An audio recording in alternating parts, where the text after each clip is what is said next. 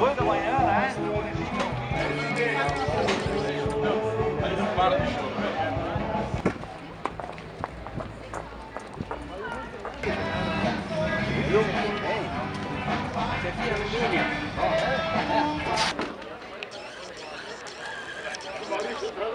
Eles reservaram o casamento lá na frente lá? Isso. Olha, olha. Tranquilidade, né? Como ainda?